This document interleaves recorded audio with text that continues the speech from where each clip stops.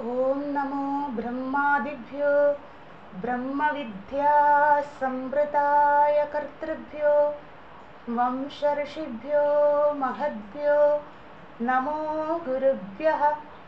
सर्वोपप्लवरहितः प्रज्ञानघनः प्रत्यगर्थो ब्रह्मैवाहमस्मि। ओम पूर्णमदः पूर्णमिदं पूर्णात् पूर्णमुदच्यते पूर्णस्य पूर्णमादाय पूर्णमेवावशिष्यते। ओम शान्ति शान्ति शान्तिः। हरिः ओम श्री गुरुभ्यो नमः। हरिः ओम। യാജ്ഞവൽക്യ മഹർഷിയുടെ പാദങ്ങളിൽ നമസ്കരിച്ചുകൊണ്ട് നമുക്ക് ബൃഹദാരണ്യ ഉപനിഷത്തിലേക്ക് പ്രവേശിക്കാം. ഓം നമഃ പരമഋഷിഭ്യോ നമഃ പരമഋഷിഭ്യോ നമഃ പരമഋഷിഭ്യഃ. അഥ ശുക്ലയജുർവേദീയ കാണ്വശാഃ ബൃഹദാരണ്യക ഉപനിഷത് ദ്വിതീയകാണ്ഡം മുനികാണ്ഡം അഥവാ യാജ്ഞവൽക്യകാണ്ഡം. തൃതീയ അധ്യായത്തിൻ്റെ പ്രതിജ്ഞയാണ് ജൽപരൂപ ഉപപത്തി പ്രകരണം. ഈ പ്രകരണത്തിലൂടെ അല്ലെങ്കിൽ 9 ബ്രാഹ്മണങ്ങളാകുന്ന ഈ അധ്യായത്തിലൂടെ എനിക്ക് പറയാനുള്ളത് ജൽപരൂപ ഉപപത്തിയാണ് എന്നാണ് യാജ്ഞവൽക്യ മഹർഷി ആ പ്രതിജ്ഞ കൊണ്ട് നമ്മളോട് സംവദിക്കുന്നത്. മറ്റ് മതങ്ങളെ ഞാൻ നിരാകരിക്കുകയാണ്. അതൊന്നും വേദത്തിന് ഋഗ്യജു സാമ അഥർവണമെന്ന് വിഭജിച്ച വേദ പാരമ്പര്യത്തിന് ഖണ്ഡിക്കുന്നതാണ്. അതുകൊണ്ട് ഞാൻ അതിനെ എതിർക്കുകയാണ് ഈ 9 ബ്രാഹ്മണങ്ങളിലൂടെ അല്ലെങ്കിൽ ഈ അധ്യായത്തിലൂടെ. അതാണ് യാജ്ഞവൽക്യ മഹർഷിയുടെ പ്രതിജ്ഞ. ജൽപരൂപ ഉപപത്തി എന്നത് പ്രകരണം എന്ന് വെച്ചാൽ വിഷയം. ഈ 9 ബ്രാഹ്മണങ്ങൾ അടങ്ങിയ ഈ അധ്യായത്തിൻ്റെ വിഷയം ഇതാണ്. അങ്ങനെ നമ്മൾ 9 ബ്രാഹ്മണങ്ങളിൽ സാമാന്യമായി 8 ബ്രാഹ്മണങ്ങൾ കണ്ട് നമുക്ക് ഒരുമിച്ച് പറയാം. പേരുകൾ മറന്നു പോകും. അതുകൊണ്ടാണ് ഒന്ന് അശ്വല ബ്രാഹ്മണം, ആർത്തഭാഗ ബ്രാഹ്മണം, ഭുജു ബ്രാഹ്മണം, ഉഷസ്ത ബ്രാഹ്മണം, കഹോല ബ്രാഹ്മണം, ഗാർഗി ബ്രാഹ്മണം, അന്തര്യാമി ബ്രാഹ്മണം, അക്ഷര ബ്രാഹ്മണം, ശാകല്യ ബ്രാഹ്മണം. അങ്ങനെ 9 ബ്രാഹ്മണങ്ങളായിക്കൊണ്ട് കർമ്മകാണ്ഡത്തെയും ജ്ഞാനകാണ്ഡത്തെയുമാണ് യാജ്ഞവൽക്യ മഹർഷി ഇവിടെ ആഖ്യായികയിലൂടെ പറഞ്ഞു തരുന്നത്. നമ്മൾ സാമാന്യമായി കണ്ടു എന്ന് വിചാരിക്കുന്നു 8 ബ്രാഹ്മണങ്ങൾ. നമുക്ക് അടുത്ത ബ്രാഹ്മണത്തിലേക്ക് പ്രവേശിക്കാം. എല്ലാവരും പ്രാർത്ഥനയോടെ ഇരിക്കുക. യാജ്ഞവൽക്യ മഹർഷിയുടെ അനുഗ്രഹത്തോടുകൂടി നമുക്ക് ആരംഭിക്കാം. പ്രഥമ മന്ത്രം. അദഹി ഏനം വിദഗ്ധഃ ശാകല്യഃ പപ്രച്ഛ കതി ദേവാഃ യാജ്ഞവൽക്യ ഇതി സഹ ഹ ഏതയാ ഏവ നിവിധ പ്രതിപേദേ യാവന്തഃ വൈശ്വദേവസ്യ നിവിദ് ഇതി ഉച്യന്തെ ത്രയച്ഛ ത്രീച്ഛ ശതാ ത്രയച്ഛ ത്രീച്ഛ സഹസ്ര ഇതി. ഓം ഇതി ഹോവാച കതി ഏവ ദേവാഃ യാജ്ഞവൽക്യ ഇതി ത്രയത്രിംശത് ഇതി. ഓം ഇതി ഹോവാച കതി ഏവ ദേവാഃ യാജ്ഞവൽക്യ ഇതി ഷഡ് ഇതി. ഓം ഇതി ഹോവാച കതി ദേവാഃ യാജ്ഞവൽക്യ ഇതി ത്രയ ഇതി. ഓം ഇതി ഹോവാച കതി ഏവ ദേവാഃ യാജ്ഞവൽക്യ ഇതി ദ്വാവ് ഇതി. ഓം ഇതി ഹോവാച കതി ഏവ ദേവാഃ യാജ്ഞവൽക്യ ഇതി അധ്യർത്ഥ ഇതി. ഓം ഇതി ഹോവാച കതി ഏവ ദേവാഃ യാജ്ഞവൽക്യ ഇതി ഏക ഇതി. ഓം ഇതി ഹോവാച കഥമേ ते त्रयच्च त्रीच शता त्रयच्च त्रीच सहस्र इति. ഒരുമിച്ച് പാരായണം ചെയ്യാം. അഥ തൃതീയോധ്യായഃ ജൽപരൂപ ഉപപത്തി പ്രകരണം നവമ ബ്രാഹ്മണം ശാകല്യ ബ്രാഹ്മണം. നമ്മൾ ശാകല്യ ബ്രാഹ്മണം എന്ന് പറയാറുള്ളൂ, മറ്റൊരു പേരും കൂടെ ഉണ്ട് ഹിരണ്യഗർഭ ബ്രാഹ്മണം.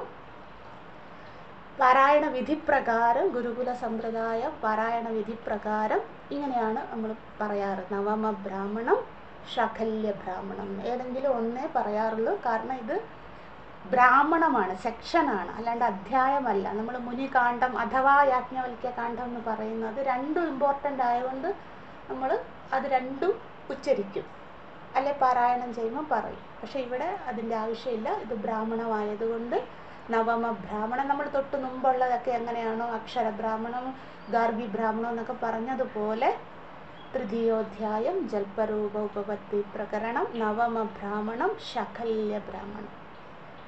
പ്രഥമ മന്ത്രം.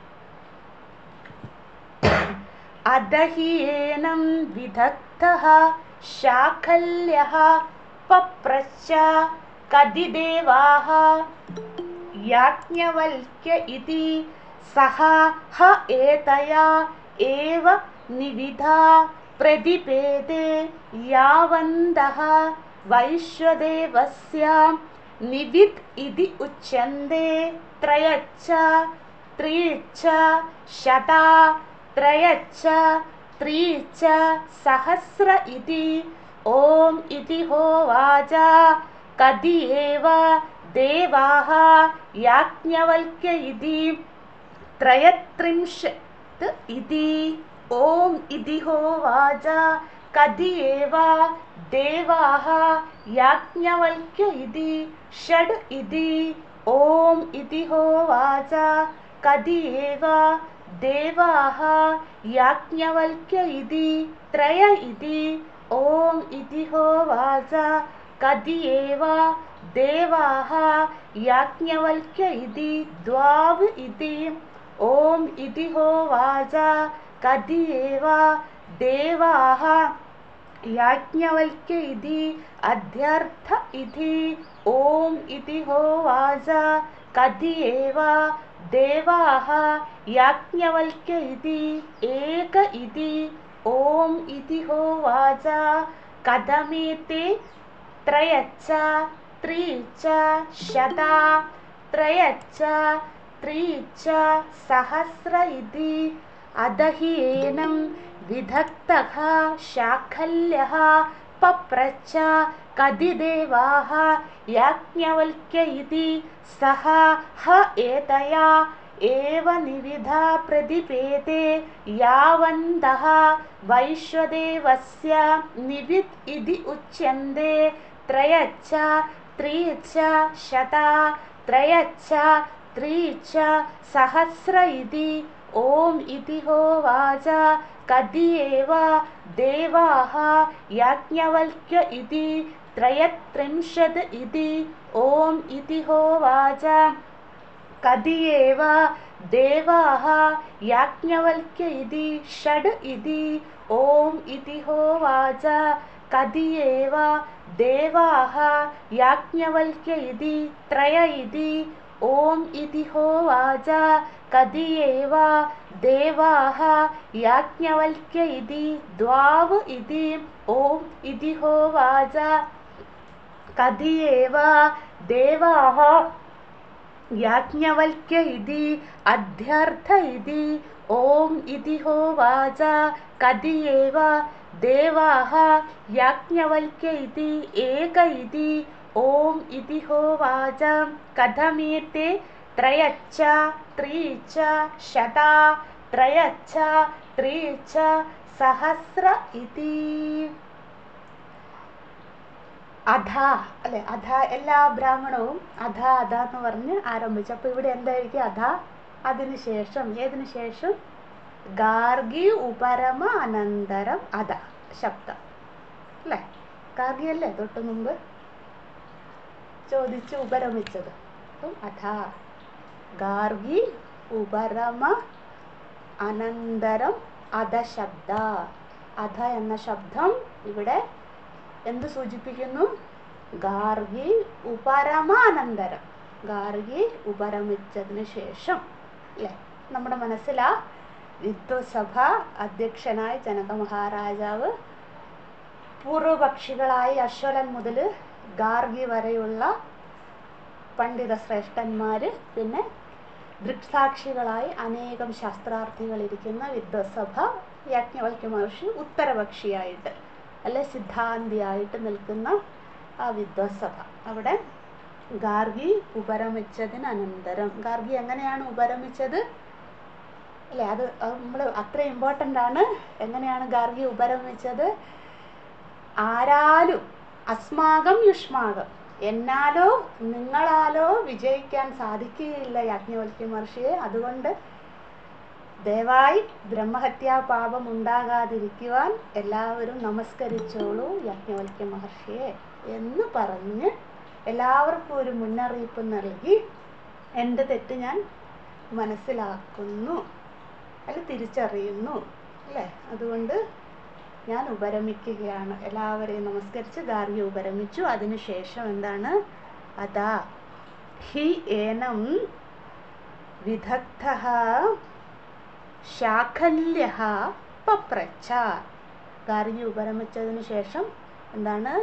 വിദഗ്ധൻ എന്ന പേരോട് കൂടിയ ശാഖല്യൻ, രണ്ടു പേര് അല്ലേ, നമ്മൾ പലയിടത്തും കണ്ട് രണ്ട് നാമങ്ങളോട് കൂടിയത് അല്ലേ. ഗാർഗിയുടെ മറ്റൊരു നാമം ദുർഗ, പക്ഷെ അതിവിടെ പറഞ്ഞില്ല. ഗാർഗി എന്നുള്ള പേരാണ് വളരെ ഫേമസ് ആയിട്ടുള്ളത്. പിന്നെ വാജഗ്നവി എന്നുള്ള ഗുരുകുല ഗോത്രനാമം പറഞ്ഞു. അതുപോലെ തന്നെ ഇവിടെയും പറയുന്നു ശാഖല്യഃ. ശാഖല്യം എന്ന് വെച്ചാൽ ശകലസ്യ പുത്രം, ശകലസ്യ, ശകലസ്യ എന്ന് വെച്ചാൽ ശകലൻ്റെ അല്ലേ, സപ്തമി വിഭക്തി. ശകലസ്യ പുത്രം,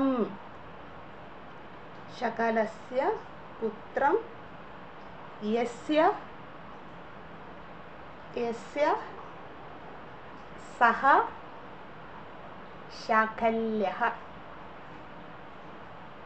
ശകലസ്യ പുത്രം യസ്യ സഹ ശാഖല്യഃ. ശകലൻ്റെ പുത്രനാരോ അവൻ ശാഖല്യൻ. അതാണ് ശകലസ്യ പുത്രം യസ്യ സഹ, ആരോ, യസ്യ ആരോ, സഹ അവൻ, ശാഖല്യഃ അവനാകുന്നു ശാഖല്യൻ. അതാണ് ആ പദത്തിൻ്റെ നിരുക്തം, പരിഭാഷ.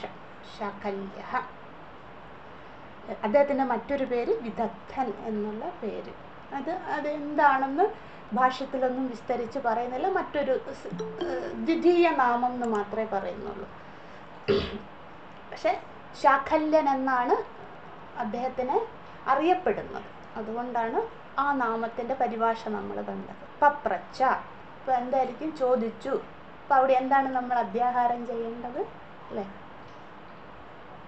യാജ്ഞവൽക്യഃ പപ്രച്ഛ, യാജ്ഞവൽക്യ മഹർഷിയോടായിക്കൊണ്ട് ചോദിച്ചു അല്ലേ. നമ്മൾ സഭാമധ്യേ പപ്രച്ഛൊക്കെ കണ്ടില്ലേ? അതല്ല ഇവിടെ.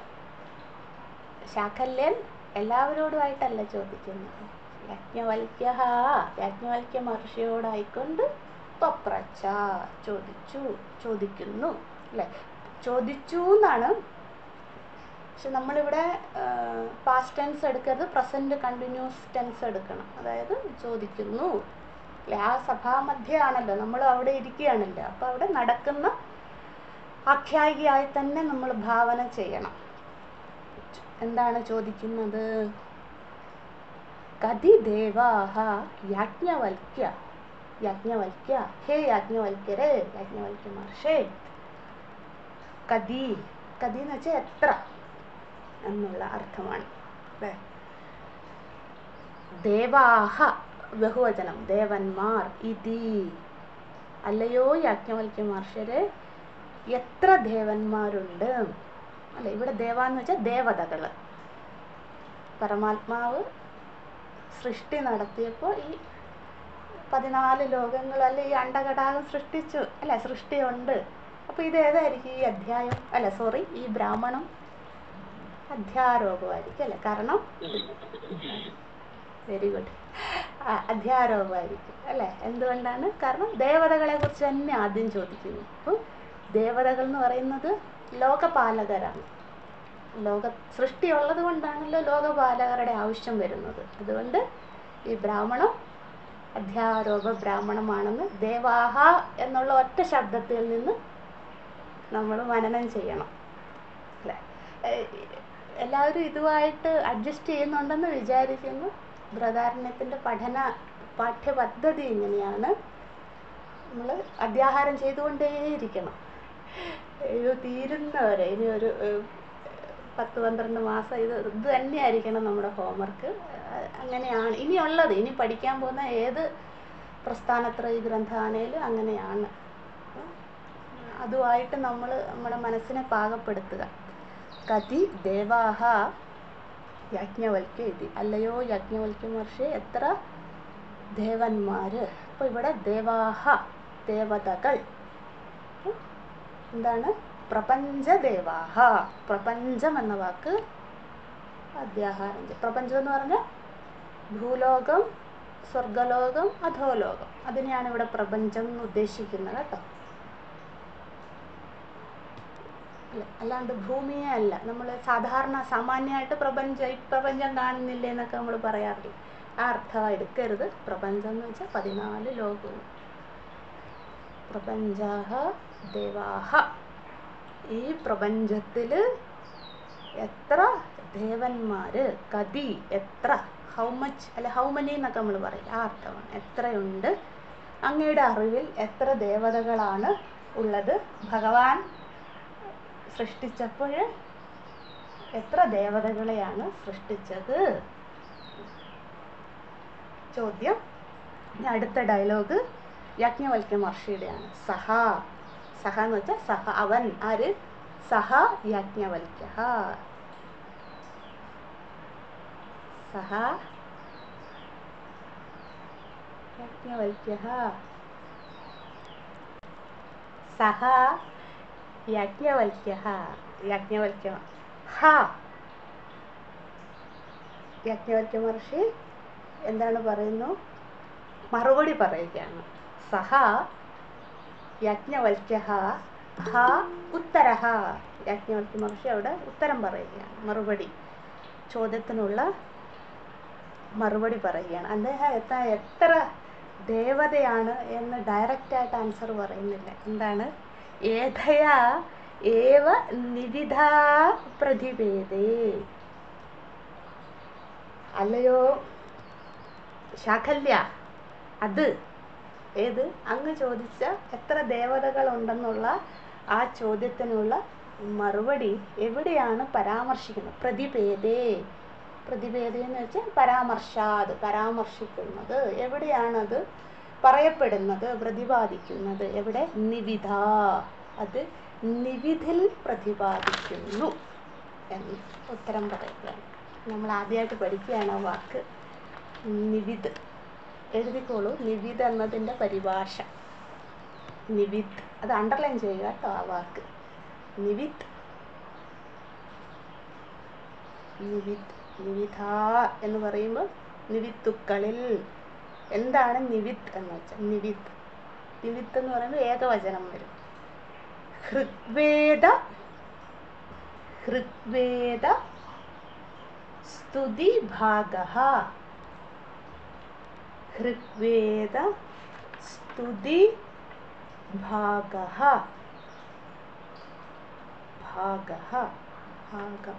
ഭാഗം എന്ന് നമ്മൾ പറയില്ലേ, ഭാഗം ചെയ്യുക. ആ ഭരണി എന്നൊക്കെ ഉള്ളതിൻ്റെ ഭായാണ്. ഋഗ്വേദ സ്തുതി ഭാഗഃ ശാസ്ത്ര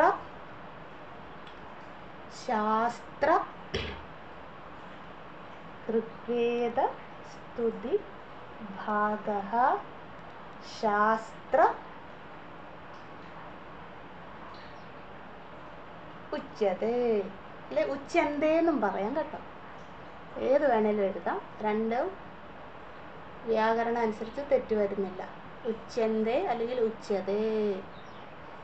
ഋഗ്വേദ സ്തുതി ഭാഗഃ ശാസ്ത്ര ഉച്യന്തേ. इति निवित् शब्दः इति निवित् शब्दः ऋग्वेद स्तुतिभागः शास्त्र उच्यन्ते इति निवित् शബ്ദः. എന്തായിരിക്കും? ഋഗ്വേദത്തിൽ, അതാണ് ഋഗ്വേദത്തിൽ പരാമർശിക്കുന്ന സ്തുതിഭാഗങ്ങളാകുന്നു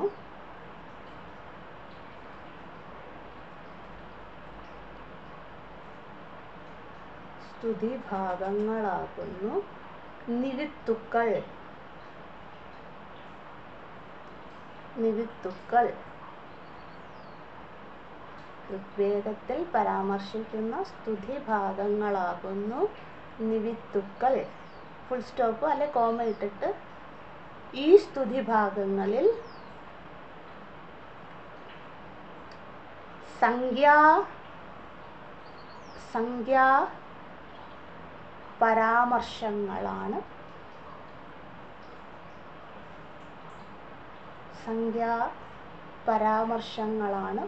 ഉപയോഗിച്ചിരിക്കുന്നത്.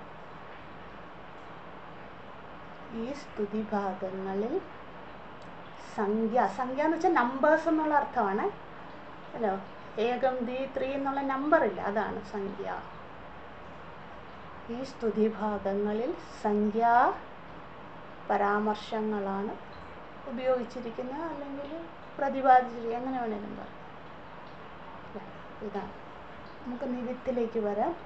അപ്പം യാജ്ഞവൽക്യ മഹർഷിയോട് ചോദിക്കുന്നു, എത്ര ദേവതകളുണ്ടെന്ന് അങ്ങേക്കറിയാം? യാജ്ഞവൽക്യ മഹർഷി മറുപടി പറയുന്നു, അല്ലയോ ശാഖല്യ, എത്ര ദേവതകളാണ് ഉള്ളത്, അല്ലെങ്കിൽ ഭഗവാന്റെ പ്രപഞ്ച സൃഷ്ടിയിൽ, ലോക സൃഷ്ടിയിൽ എത്ര ദേവതകളെയാണ് ലോകപാലകരായി സൃഷ്ടിച്ചിരിക്കുന്നത് എന്ന് നിവിത്തിൽ പറഞ്ഞിട്ടുണ്ട് എന്ന്. അപ്പം നിവിത്ത് എന്താണ്? ഋഗ്യജു സാമ അഥർവണ 4 വേദശാഖയിലെ പ്രഥമ വേദശാഖയാണ് ഋഗ്വേദം അല്ലേ. ആ ഋഗ്വേദത്തിൻ്റെ എന്താണ് സ്തുതിഭാഗ, അതിൽ സ്തുതികൾ എന്ന് വെച്ചാൽ ദേവതകളെ സ്തുതിക്കുന്ന ഭാഗങ്ങൾ അല്ലേ.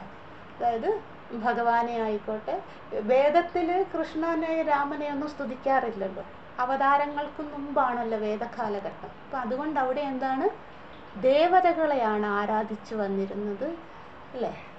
അന്നത്തെ കാലഘട്ടങ്ങളിൽ ആളുകൾ സ്തുതിക്കുന്നതും ദേവതകളെയാണ്. അപ്പോൾ യജ്ഞയാഗാദികളിലൂടെയും അല്ലെങ്കിൽ അവരുടെ കർമ്മ പൂർത്തീകരണത്തിനായും അവർ ആരാധിച്ചു വന്നിരുന്നത് ദേവതകളെയാണ്. അപ്പോൾ ദേവതാ ആരാധന എങ്ങനെയാണ്? ദേവതകളെ പ്രീതിപ്പെടുത്തി അവരിൽ നിന്നും താൽക്കാലികമായ ഫലം കിട്ടാനായിട്ട് ദേവതകളെ പ്രീതിപ്പെടുത്തും. അപ്പോൾ അതെന്ത് ചെയ്യും? ആ പ്രീതി എങ്ങനെയാണ്? സ്തുതിയിലൂടെയാണ് പ്രീതിപ്പെടുത്തുക. അതാണ് സ്തുതിഭാഗാഹ. അപ്പം നമ്മളിപ്പം പല ഉദാഹരണങ്ങളും പറയാറില്ല. ഇപ്പം എനിക്ക് സ്വർഗലോകത്താണ് പോകണമെങ്കിൽ അതിനുള്ള യജ്ഞയാഗാദികൾ ചെയ്യും. അപ്പോഴെന്താണ്, നമ്മൾ ആഹൂതികൾ അർപ്പിക്കുമ്പോൾ ദേവതകളെ പ്രീതിപ്പെടുത്തുവാനായിട്ട് അല്ലെ. ഇന്ദ്രായ സ്വാഹ, ഇന്ദ്രായ ഇധം നമമ, ഞാനിത് ഇന്ദ്രദേവനാണ് അർപ്പിക്കുന്നത്, അത് സ്വീകരിക്കണേ, ഇത് എൻ്റേതല്ല, ഇധം നമമ, ഇത് എൻ്റേതല്ല, ഞാൻ ദേവതയ്ക്ക് നൽകുന്ന എൻ്റെ സമർപ്പണമാണ് അല്ലേ. വരുണനെയാണെങ്കിൽ അഗ്നിയെയാണെങ്കിൽ അഗ്നിയെ സ്വാഹ, അഗ്നിയെ ഇധം നമമ, അങ്ങനെയാണ് യാഗത്തിൻ്റെ സ്തുതിഭാഗങ്ങൾ വരുന്നത്. ഇപ്പം എന്ത് ചെയ്യും? ഈ സ്തുതിയിലൂടെ ദേവതകൾ പ്രീതിപ്പെടും, അല്ലെങ്കിൽ അവർ എന്ത് കാര്യത്തിന് വേണ്ടിയാണോ നമ്മൾ സ്തുതിക്കുന്നത് ആ കാര്യം സിദ്ധമാക്കി തരും അല്ലേ. അതാണ്. അപ്പോൾ ഇവിടെ നിവിത്ത് എന്നത് അത് 4 വേദത്തിലും ഉണ്ട് കേട്ടോ.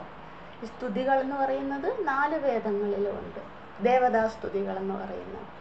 അതിനുശേഷം പുരാണ ഇതിഹാസങ്ങളിലേക്ക് വരുമ്പോഴാണ് അതിനുശേഷം എന്ത് ചെയ്തു? വേദവ്യാസ മഹർഷിക്ക് മനസ്സിലായി എല്ലാവരും ഈ വേദം പഠിക്കാനോ അല്ലെങ്കിൽ ഈ പറയുന്ന രീതിയിൽ നിഷ്ഠയോടുകൂടി അനുഷ്ഠാനങ്ങൾ ആചരിച്ച് വരുവാനോ എല്ലാവരാലും ഇത് മനസ്സിലാക്കിയെടുക്കാനോ സാധ്യമല്ല എന്ന് പറഞ്ഞ് മനസ്സിലാക്കിയപ്പോൾ എന്ത് ചെയ്തു ഭഗവാൻ വേദവ്യാസ മഹർഷി അതിന് പിന്നെ സ്മൃതി ഗ്രന്ഥങ്ങളിലേക്ക് കുറച്ചുകൂടെ സാമാന്യ ജനങ്ങൾക്ക് മനസ്സിലാകുന്ന രീതിയിൽ പുരാണ ഇതിഹാസങ്ങളിലൂടെ കഥകളിലൂടെ അവതാര സൃഷ്ടിയിലൂടെ പറയാൻ തുടങ്ങി. അപ്പം അങ്ങനെയാണ് പുരാണങ്ങളിൽ രചിച്ച കാലഘട്ടങ്ങളിലാണ് പിന്നെ അവതാരങ്ങളെക്കുറിച്ച് പരാമർശിച്ച് അതിന് പ്രചാരം നൽകിയത്. അപ്പോൾ എന്ത് ചെയ്തു, നമ്മൾ അവതാരങ്ങളെ സ്തുതിക്കാൻ തുടങ്ങി. രാമസ്തുതി, കൃഷ്ണസ്തുതി, ദേവീസ്തുതി ഇത്യാദികൾ വന്നത്. അപ്പം വേദവ്യാസ മഹർഷി ഇത് ചെയ്യുന്നതിന് മുമ്പ്, ഏത് പുരാണ ഇതിഹാസങ്ങൾ ലോകത്തിന് നൽകുന്നതിന് മുമ്പ് ജനങ്ങളുണ്ടായിരുന്നല്ലോ, യുഗം ഉണ്ടായിരുന്നല്ലോ. അപ്പോൾ ആ കാലഘട്ടങ്ങളിൽ എന്ത് ചെയ്തു, ആളുകൾ വേദത്തിനെയാണ് ആശ്രയിച്ച് അതിൽ പരാമർശിക്കുന്ന സ്തുതികളാണ് ചെയ്തത്. അപ്പോൾ അതിലെന്താണ് പരാമർശിക്കുന്നത്? ദേവതകളെ പ്രീതിപ്പെടുത്താനായിട്ടാണ് പറയുന്നത്. അപ്പം അതിലൂടെ നമുക്ക് എന്ത് ലാഭമാണോ വേണ്ടത് അതിങ്ങനെ കിട്ടിക്കൊണ്ടേയിരിക്കും. അപ്പോൾ ആ ഭാഗമാണ് എന്താണ് നിവിത്ത് എന്ന് പറയുന്നത്. നമ്മൾ പെട്ടെന്ന് ഓർമ്മ വരുന്നത്, നിങ്ങൾ ഈ രുദ്രം ചമകമൊക്കെ പഠിക്കുന്നവർക്കറിയാം, അല്ലെ അത് ചൊല്ലുന്നവർക്കറിയാം. അതിൻ്റെ അകത്ത് പറയുന്നത് ഏകാചമേ ത്രിശ്ചമേ പഞ്ചജമേ സപ്തജമേ ഏകാത്രിംശമേ ത്രയോത്രിംശമേ പഞ്ചവിംശമേ എന്ന് പറഞ്ഞ് രുദ്രനെ അവിടെ സ്തുതിക്കുന്നുണ്ട്. തൈത്തിരീയ ആരണ്യത്തിൽ വരുന്നതാണ് അത്. അവിടെ രുദ്രനെ, അതായത് ഭഗവാൻ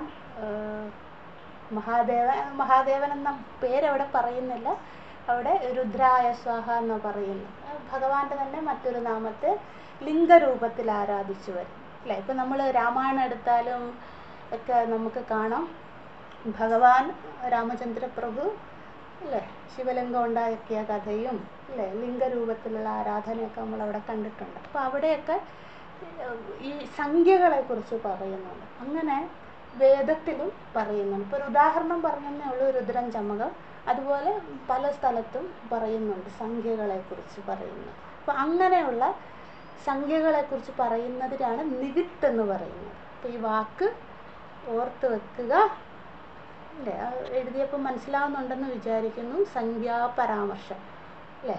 ഏകാചമേ ത്രിശ്ചമേ പഞ്ചജമേ സപ്തജമേ നവജമ ഏകാത്രിംശമേ, ഇതൊക്കെ എന്താണ്? ഏകാചമേ ഒന്നായിരിക്കുന്നത് നീ, ത്രിശ്ചമേ മൂന്നായി പിരിഞ്ഞത് നീ, അല്ലേ? അതായത് ഏകരൂപനാണ് എന്ന് പറയും. ഒരു ഉദാഹരണമാണ് ഇത്. അതായത് രുദ്രനെ സ്തുതിക്കുകയാണ് ചമകത്തിൽ. ഏകാചമേ, അല്ലയോ രുദ്ര ഭഗവാനെ, അല്ലെങ്കിൽ അല്ലയോ മഹാദേവ, ഒന്നായിരിക്കുന്നത് നീ. ത്രിശ്ചമേ മൂന്നായി പിരിഞ്ഞതും, അതായത് സൃഷ്ടിസ്ഥിതി ലയ കാരണമായിരിക്കുന്നത് നീ. ത്രിശ്ചമേ പഞ്ചജമേ അഞ്ചായി പിരിഞ്ഞതും നീ, അതായത് പഞ്ചമഹാഭൂതമായിട്ട് ആകാശം വായു അഗ്നി ജലം പൃഥിവി എന്നുള്ള അഞ്ചായി പിരിഞ്ഞതും നീ. സപ്തജമേ ഏഴായി പിരിഞ്ഞതും നീ. അതിനൊക്കെ എന്താണ് ഏഴെന്നുള്ളതൊക്കെ പറയുന്നുണ്ട് അതിൽ വ്യാഖ്യാനത്തിൽ. നവജമേ ഒമ്പതായി പിരിഞ്ഞതും നീ. ഏകാദശജമേ 11ആയി പിരിഞ്ഞതും നീ. അത് ഇന്ദ്രിയങ്ങളെയൊക്കെയാണ് അവിടെ പറയുന്നത്. ദശേന്ദ്രിയങ്ങളായും മനസ്സായും പിരിഞ്ഞത്, അങ്ങനെ ഓരോ നമ്പർ പറയുന്നുണ്ട്. അപ്പം അങ്ങനെ നമ്പർ പരാമർശിക്കുന്ന ഏത് സ്തുതിയും എന്താണ്? നിവിത്താണ്. അതാണ് ഇവിടെ നിവിത്ത് എന്നതുകൊണ്ട് യാജ്ഞവൽക്യ മഹർഷി പറയുന്നത്.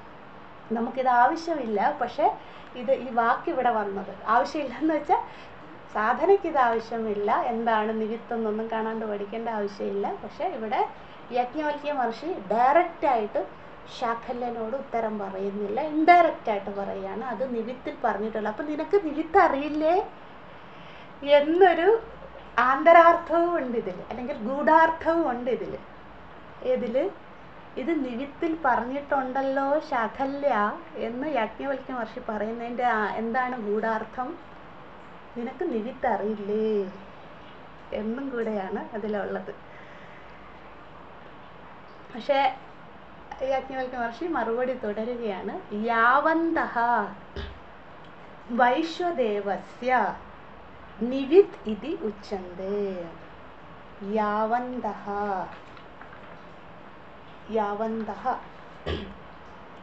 വൈശ്വദേവസ്യ നിവിത് ഇതി ഉച്യന്തേ. അല്ലയോ ശാഖല്യ, നിനക്ക് നിവിത്ത് അറിയില്ലെങ്കിൽ നിവിത്ത് എന്തെന്ന് ഞാൻ പറഞ്ഞു തരാം. എന്താണ്? വൈശ്വദേവസ്യ യാവന്തഃ വൈശ്വദേവസ്യ, അതായത് വൈശ്വദേവൻ്റെ, വൈശ്വദേവൻ എന്ത് എന്ന് ഇങ്ങനെ വരും. നമുക്ക് ഇപ്പം നിവിത്ത് എന്ന പുതിയ വാക്ക് പഠിച്ചതേ ഉള്ളൂ, അതുകൊണ്ട് കുറച്ചായിട്ട് പറയാം. വൈശ്വദേവൻ്റെ യാവന്തഃ വൈശ്വദേവസ്യ നിവിത് ഇതി ഉച്യന്തേ, അതായത് വൈശ്വദേവൻ്റെ നിവിത് സ്തുതി എത്രയാണോ അത്രയുമാണ് ദേവതകളുള്ളത്. വൈശ്വദേവൻ എന്നത് ഹോൾഡ് ചെയ്ത് വെക്കുക കേട്ടോ, എന്തെന്ന് നമുക്ക് പഠിക്കാം. ഒന്നുകൂടെ പറയാം. യാവന്തഃ വൈശ്വദേവസ്യ നിവിത് ഇതി ഉച്യന്തേ. അല്ലയോ ശാഖല്യ, വൈശ്വദേവൻ്റെ നിവിത് സ്തുതി എത്രയാണോ അത്രയും ദേവതകളെയാണ് ഭഗവാൻ സൃഷ്ടി നടത്തിയപ്പോൾ സൃഷ്ടിച്ചത്.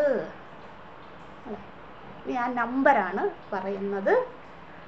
ത്രയച്ച, ത്രയച്ച എന്ന് വെച്ചാൽ 3, ത്രയം അല്ലേ, ഏകം ദ്വിധ ത്രിധ അല്ലേ, 3, അതിനെയാണ് ത്രയച്ച 3. ത്രയച്ച എന്നതിൻ്റെ അത് കഴിഞ്ഞ് ഒരു കോമ ഇട്ടോളൂ. ത്രയച്ച, അടുത്തത് ത്രീച്ച ശത, അടുത്ത വാക്ക് ഒരുമിച്ചാണ്. ത്രീച്ച ശത എന്ന് വെച്ചാൽ 3 എന്ന് വെച്ചാൽ 3, ച എന്ന് വെച്ചാൽ ഇൻഡു എന്നുള്ള അർത്ഥമാണ്, ഗുണനമാണ് ഇവിടെ ച എന്നതുകൊണ്ട് ഉദ്ദേശിക്കുന്നത്. 3 ഗുണനം ശത എന്നാണ്. കുറച്ച് ശ്രദ്ധിച്ചാലേ കിട്ടുള്ളൂ, നമ്മൾ അങ്ങോട്ടും ഇങ്ങോട്ടും പോയാൽ കിട്ടൂല. 3 ഗുണനം ശത, ശത എന്ന് വെച്ചാൽ 100. അപ്പോൾ 3 ഗുണനം ശത എത്രയാ? 3 ഗുണം 100 300. അതാണ് ത്രീച്ച ശത. പുസ്തകത്തിലുണ്ട്, പക്ഷെ നമ്മൾ ആ ഒരു ച എന്നുള്ള വാക്കിൻ്റെ അർത്ഥവും അത് അത്രയും സൂക്ഷ്മമായി പഠിച്ചു പോകാം. ത്രയച്ച, അത് 3 ആകുന്നു. കറക്റ്റായിട്ടൊരു നമ്പർ പറയുന്നില്ല യാജ്ഞവൽക്യ, പക്ഷെ റാൻഡമായിട്ട് പറയുകയാണ്. അത് 3 ആകുന്നു. ഏത്? നീ ചോദിച്ച നമ്പർ. ത്രീച്ച ശത, അത് 300 ആകുന്നു. പിന്നെ അടുത്ത എന്താണ്? ത്രയച്ച ത്രീച്ച സഹസ്ര, അതായത് 3 ഗുണം 1000. സഹസ്രം എത്രയാ? 1000. അപ്പോൾ 3 ഗുണം 1000 എത്രയാ? 3000. അപ്പം അത് 3 ആകുന്നു, 300 ആകുന്നു, 3000 ആകുന്നു. അപ്പം അവിടെയും ച എന്ന് വെച്ചാൽ ഗുണനമാണ്.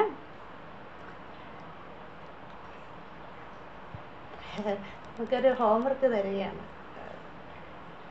ത്രയച്ച ത്രീച്ച സഹസ്ര.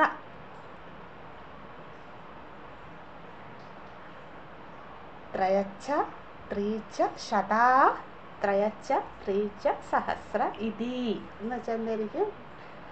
നീ ചോദിച്ച നമ്പർ ശകല്യ, അത് 3 ആകാം, 300 ആകാം, 3000 ആകാം. കറക്റ്റായിട്ട് ഒരു നമ്പർ പറയുന്നില്ല. ഇത് കേട്ടപ്പോൾ ശാകല്യൻ്റെ മറുപടി, അടുത്തത് ശാകല്യൻ്റെ ഡയലോഗാണ്. ഓം ഇതിഹോവാച. ഓം എന്ന് വെച്ചാൽ ഇവിടെ എഴുതിക്കോളൂ, ബാഢം എന്നുള്ള അർത്ഥമാണ്. ബാഢം, ധമരുവിൻ്റെ ഡായാണ്. ധമരു എന്നൊക്കെ നമ്മൾ എഴുതില്ല, അതാണ് ബാഢം. ബലൂണിൻ്റെ ബാഢം.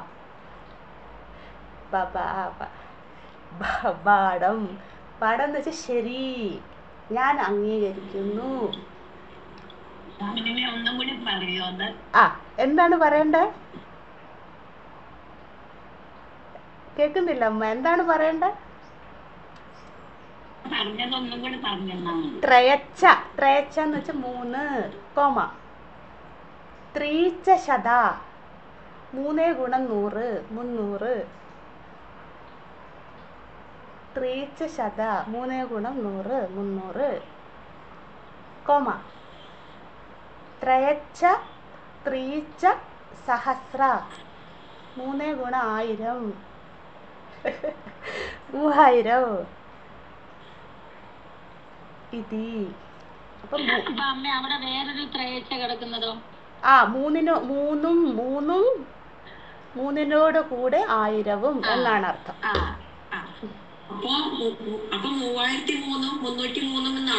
അല്ല ഇങ്ങനെ എഴുതുക കേട്ടോ. ഇല്ല 3 ഗുണം ഇങ്ങനെ എഴുതിയാൽ മതി. 3, 300, 3000.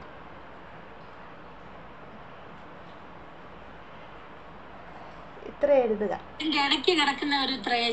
അതുണ്ടോ? അത് ഇരട്ടിപ്പാണ്. അതിന് എന്താ പറയാന്ന് വെച്ചാല് ഛാന്ദസ പ്രയോഗം എന്ന് പറയും. വേദത്തിലുള്ള ഒരു പ്രയോഗമാണ്. അത് ഇരട്ടിപ്പായിട്ട് ഉപയോഗിച്ചിരിക്കുന്നതാണ്. ഇതാണ് സംഖ്യകൾ ഇങ്ങനെയാണ് വരുന്നത്.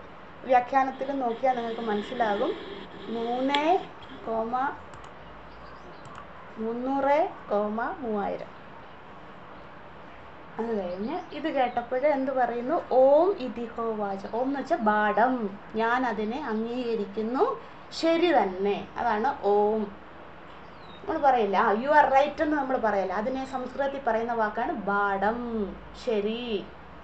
ശരി എന്ന് വെച്ചാൽ അംഗീകാര ശരി കേട്ടോ.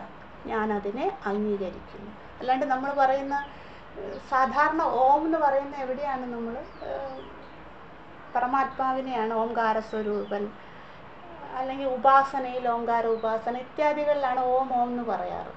അല്ലെങ്കിൽ മന്ത്രം ജപിക്കുമ്പോഴൊക്കെ അല്ല, ആ ഒരു അർത്ഥം ഉണ്ടല്ലോ, പ്രണവ ശബ്ദം എന്നുള്ള അർത്ഥമുണ്ട്. അതേ അല്ല ഇവിടെ ഓം എന്ന് വെച്ചാൽ ശരി. എന്നുവെച്ചാൽ നമ്മൾ ഈ സംവാദത്തിൽ ഉപയോഗിക്കുന്ന ഒരു പ്രയോഗമാണ്. അതിൽ പ്രണവാക്ഷരം ഉപയോഗിക്കുന്നു. എന്താണ്? ഞാൻ ഉച്ചരിക്കുമ്പം പ്രണവമാകുമ്പോൾ അതൊരു സാധനയായി മാറും. അപ്പം ഗുരുകുല രീതികളിൽ ഇങ്ങനെയാണ്. ഇപ്പം ഗുരു എന്തെങ്കിലും പറയുകയാണ്, അപ്പം ശിഷ്യൻ ഓം എന്നാ പറയുക. അല്ലാണ്ട് ശരി അല്ലെങ്കിൽ തെറ്റ് അങ്ങനെയൊന്നും പറയാറില്ല. എന്തെങ്കിലും മറുപടി പറയുമ്പോൾ ഓംകാര ശബ്ദമാണ് ഉപയോഗിക്കുന്നത്. അത് ഉപയോഗിക്കാൻ പഠിപ്പിച്ചു തരും നമുക്ക് ഗുരുകുലത്തിൽ. എന്തിനു വേണ്ടി? ആ പറയുമ്പോഴെല്ലാം ഓംകാരം ഉച്ചരിക്കുമ്പോൾ അത് ഓട്ടോമാറ്റിക്കലി നമ്മുടെ സ്വഭാവമായി. എപ്പോഴും ഓംകാരം ഉച്ചരിക്കുക എന്നുള്ളത് നമ്മുടെ നാവിൽ അത് വഴങ്ങും. അപ്പം നമ്മളെന്താണ്, ഏത് സാഹചര്യത്തിലും ഓം ഓം ഓം എന്ന് പറഞ്ഞു തുടങ്ങും. അപ്പം അത് ശരീരത്തിൻ്റെ, ജീവിതത്തിൻ്റെ, മനസ്സിൻ്റെ ഒരു ഭാഗമായി മാറുമ്പോൾ പിന്നെ നമ്മളെന്താ എപ്പോഴും അറിയാതെ തന്നെ ഓം ഇങ്ങനെ ജപിച്ചുകൊണ്ടേയിരിക്കും. അപ്പോൾ അതെന്താണ്? ആ ജപം ശരീരത്തിനും മനസ്സിനും ഒക്കെ ശുദ്ധത ഉണ്ടാക്കി തരും. അതുകൊണ്ടൊരു രീതി അവലംബിച്ച് പോരുന്നതാണിത്.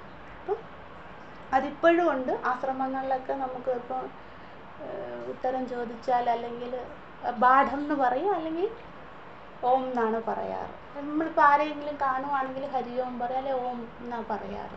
അപ്പം അത് നമ്മുടെ തന്നെ സാധനയുടെ ഭാഗമാക്കി മാറ്റാനായിട്ട് പ്രയോഗിച്ചിരിക്കുന്നതാണ്. ഇപ്പോൾ യാജ്ഞവൽക്യ മഹർഷി അന്നേ ഉണ്ടത്.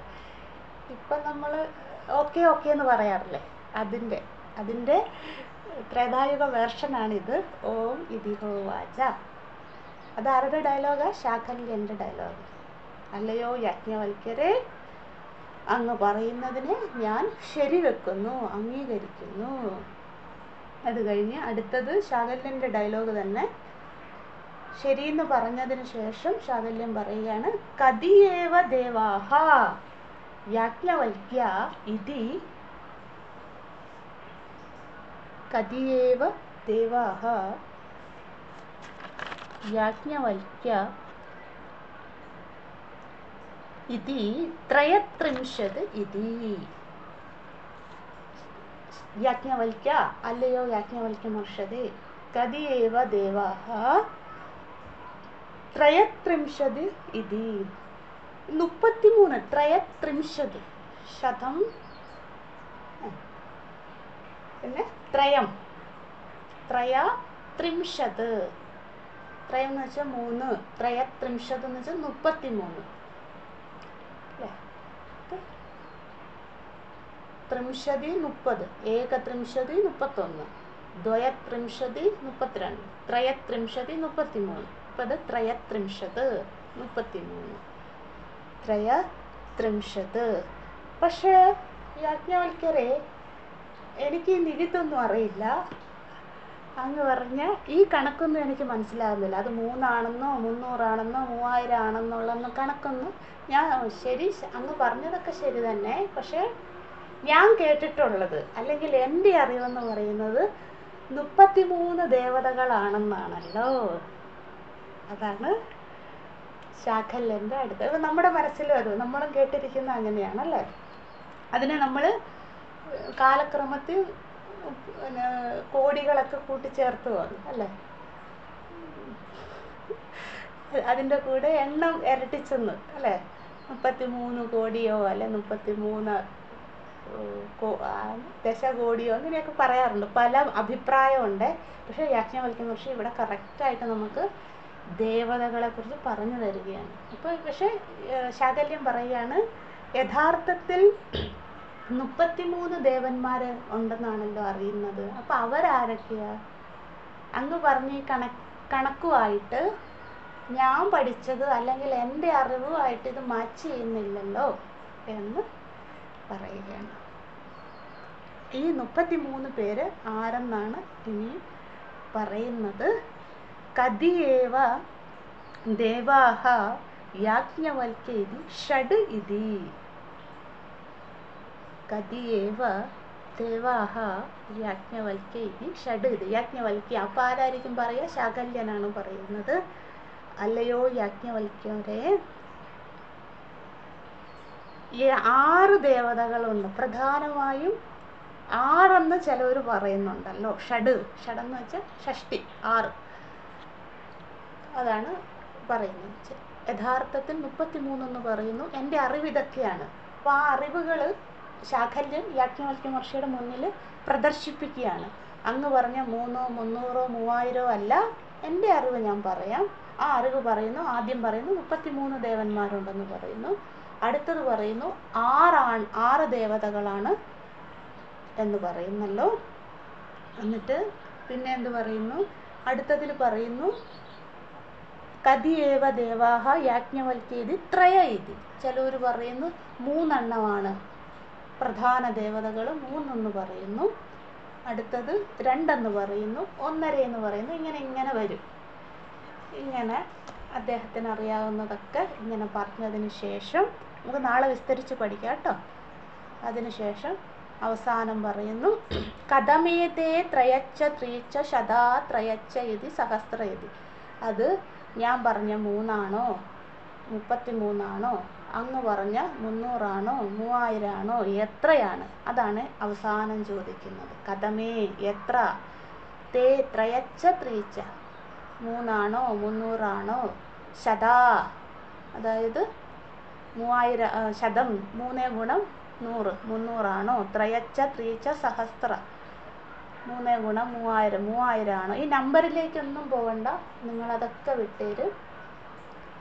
ഇവിടെ നമ്മൾ മനസ്സിലാക്കേണ്ട ഇത്രയേ ഉള്ളൂ. ശാകല്യൻ്റെ ചോദ്യം ഇതാണ്. ശ്രദ്ധിക്കുക, ഒന്നുകൂടെ പറയാം. ഇന്ന് നമ്മൾ പഠിച്ചത് ശാകല്യൻ ഗാർഗി ഉപരമിച്ചതിന് ശേഷം ശാകല്യൻ എഴുന്നേറ്റു. ശാകല്യൻ്റെ ചോദ്യം ഇതാണ്: സൃഷ്ടിയുണ്ട്, ആ സൃഷ്ടിയിൽ ലോകത്തെ പാലിക്കുവാനായിട്ട് ഭഗവാൻ ദേവതകളെ സൃഷ്ടിച്ചു. ആ ദേവതകളുടെ നമ്പർ എത്രയാണ്? ഇതാണ് ശാകല്യൻ അറിയേണ്ടത്. അപ്പോൾ യാജ്ഞവൽക്യ മഹർഷി പറയുന്നു, ഈ നമ്പറുകളൊക്കെ നിവിത്തിൽ പറയുന്നുണ്ടല്ലോ, അങ്ങനെ അവിടെ പോയി നോക്കിയാൽ പോരെ അല്ലേ. ഒരു ഇറലവൻ്റ് ആയിട്ടുള്ള ക്വസ്റ്റ്യനാണ് അല്ലേ. കാരണം സംഖ്യാപ്രാധാന്യത്തോടു കൂടി ആരും ഒന്നും ചോദിച്ചിട്ടില്ല. അപ്പോൾ ശാകല്യൻ യാജ്ഞവൽക്യ മഹർഷിയെ പരീക്ഷിക്കുവാനായിട്ട് ഈ ചോദ്യം ചോദിക്കുകയാണ്. അപ്പോൾ യാജ്ഞവൽക്യ മഹർഷി നിവിത്തിൽ അന്വേഷിക്കാൻ പറഞ്ഞു. പക്ഷെ നിവിത്ത് അറിയില്ലാത്തത് കൊണ്ട് എന്ത് ചെയ്യുന്നു? ശാകല്യൻ വീണ്ടും പറയുന്നു അങ്ങ് ഉത്തരം പറയുമെന്ന്. അപ്പം യാജ്ഞവൽക്യ മഹർഷി പറഞ്ഞു അത് ചിലയിടത്ത് 3 എന്ന് പറയുന്നു, ചിലയിടത്ത് 300 എന്ന് പറയുന്നു, ചിലയിടത്ത് 3000 എന്ന് പറയുന്നു. അപ്പോൾ ശാകല്യൻ പറഞ്ഞു ഞാൻ കേട്ടിരിക്കുന്നത് ചിലയിടത്ത് 33 എന്ന് പറയുന്നു, ഞാൻ കേട്ടിരിക്കുന്നത് 3 എന്നും പല നമ്പർ വന്നു. അപ്പോൾ അങ്ങ് പറഞ്ഞ ഈ കണക്കാണോ ശരി, അതോ എൻ്റെ അറിവിലെ കണക്കാണോ ശരി? അതിന് അങ്ങ് ഉത്തരം പറഞ്ഞു. ഇതാണ് ശാകല്യൻ്റെ ചോദ്യം. അപ്പം നമ്മൾ ഇന്ന് പകുതി വരെ കണ്ടുള്ളൂ, ബാക്കി നമുക്ക് നാളെ പഠിക്കാം. ഓം നമോ ബ്രഹ്മാദിഭ്യോ ബ്രഹ്മവിദ്യാ സംവൃതായ കർത്തൃഭ്യോ വംശ ഋഷിഭ്യോ മഹദ്ഭ്യോ नमो गुरुभ्यः सर्वोपप्लवरहितः प्रज्ञानघनः प्रत्यगर्थो ब्रह्मैवाहमस्मि। ॐ पूर्णमदः पूर्णमिदं पूर्णात् पूर्णमुदच्यते पूर्णस्य पूर्णमादाय पूर्णमेवावशिष्यते। ॐ शान्ति शान्ति शान्तिः। हरिः ॐ श्रीगुरुभ्यो नमः। हरिः ॐ।